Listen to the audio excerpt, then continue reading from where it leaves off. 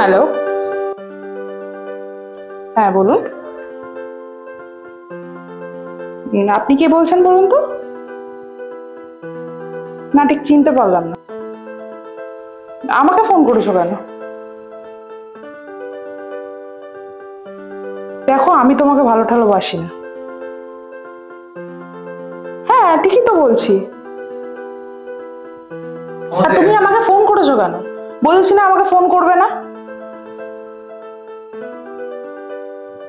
আমি তোমাকে কোনোদিন ভালোই বাসিনি, তাহলে কিসের সম্পর্ক? তোমার সাথে আমি কোনোদিন রিলেশনেই যাইনি।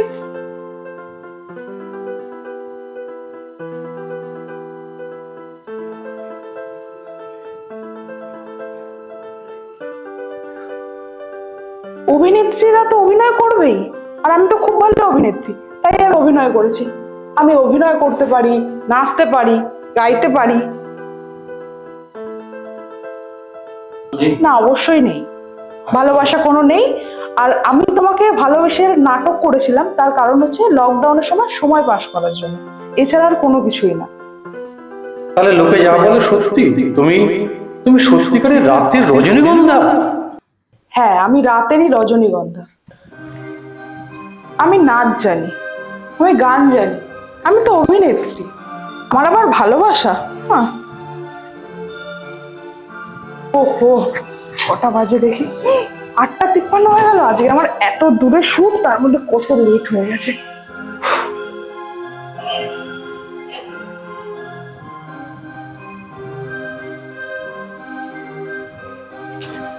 ওহো, এর মধ্যে আবার বৃষ্টি। ট্যাক্সি।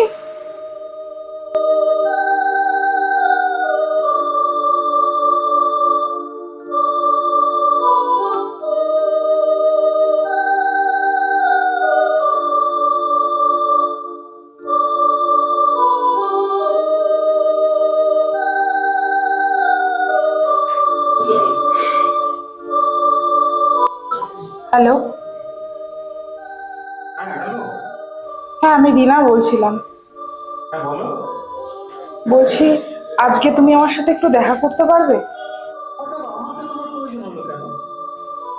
দেখো আমি জানি তুমি আমার উপর অভিমান করেছো, আর অভিমান করাটাই স্বাভাবিক, কিন্তু এতদিন আমি বুঝতে পেরেছি যে আমাকে আজ অব্দি এখন অব্দি কেউ ভালোবাসেনি, শুধুমাত্র তুমি ছাড়া। আবার ভালোবাসার গল্প বলছো? তো তুমি ডেকেছো, তুমি আসতে বলেছো, এটাই আমার কাছে যথেষ্ট। আমি জানি আজ অব্দি আমাকে কেউ ভালোবাসেনি। আমি অভিনেত্রী হয়েছি, আমার কাছে টাকা আছে, সব আছে, কিন্তু ভালোবাসা, ভালো আমি কাউকে বাসতে পারিনি, আর কেউ আমাকে তোমার মতো ভালোবাসেনি। আমি আজকে বুঝতে পেরেছি আমার ভুলটা। তুমি কি আমাকে ক্ষমা করবে না? বলো না। ক্ষমা করা না করার কোনো প্রশ্ন নেই। তুমি ডেকেছো, এটাই আমাকে যথেষ্ট। আমি আসবো, নিশ্চয়ই আসবো। তুমি কোথায় আছো তুমি বলো, আমি তোমার কাছে যাচ্ছি। আমি আমি আছি বাস স্ট্যান্ডে। ঠিক আছে তুমি দাঁড়াও, আমি এক্ষুনি তোমার কাছে যাচ্ছি।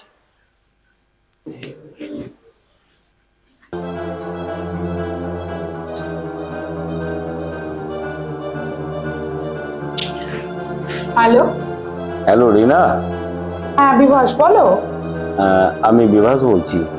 হ্যাঁ বুঝতে পেরেছি, বলো। তুমি কোথায় আছো? বাড়িতে। একটু তাড়াতাড়ি বলো না গো, আমি একটু না তাড়াহুড়োর মধ্যে আছি। আরে আমি একটা খুব বিপদে পড়ে গেছি। আমাদের একটা নায়িকা আসার কথা ছিল, সে আসতে পারবে না। তা তোমাকে আসতে হবে। তুমি কি আসতে পারবে? না না, আজকে আমি কোনো মতেই যেতে পারবো না, বললাম না আমি একটু তাড়াহুড়োর মধ্যে আছি। শোনো শোনো, তুমি না এলে না আমাদের শোটা মাটি হয়ে যাবে। তুমি যেখানে থাকো আমি যাচ্ছি, গাড়ি নিয়ে গিয়ে তোমাকে ডক্টর নিয়ে আসছি। দেখো বিভাস, আমার আজকের কোনো মতেই যেতে পারবো না, আমার সম্ভবই নয়। আমি এক্ষুনি একটা জায়গায় বেরোচ্ছি, আর ওটা করা আমার খুবই দরকারি। আমাকে ওখানে যেতেই হবে।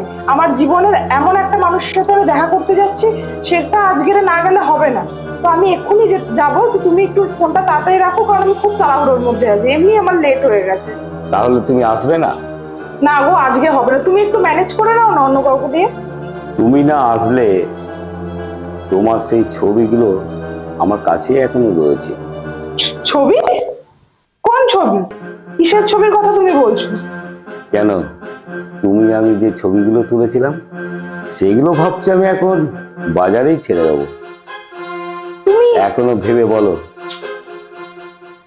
তুমি আমাকে এইভাবে ঠকাবে?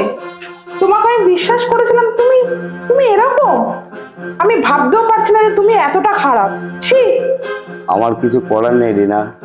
দেখো, এরকম করো না তুমি।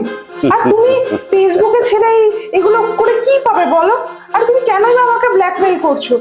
তোমাকে শো করতেই হবে রিনা। আমি আজকে কোনো মতেই পারবো না, তুমি কেন বুঝতে চাইছো না? তুমি থাকো, আমি যাচ্ছি। ওকে। ফোনটা কেটে দিল। ও যা ছেলে, আমার জীবনটা তছনছ করে দেবে। তার থেকে ভালো শোটা করে নেওয়াই ভালো আমার জন্য।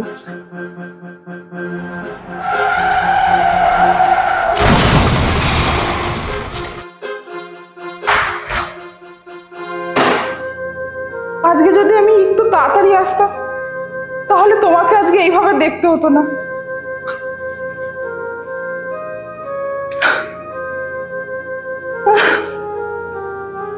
ও আমাকে সত্যি ব্ল্যাকমেল করেছিল, নয়তো আজকে আমি তাড়াতাড়ি চলে আসতে পারতাম। তুমি বিশ্বাস করো, আমি জানি তুমি আমাকে ভালোবাসতে, কিন্তু আমার হাতে কোনো উপায় ছিল না। তুমি ঠিকই বলেছিলে, আমি রাতের রজনীগন্ধা।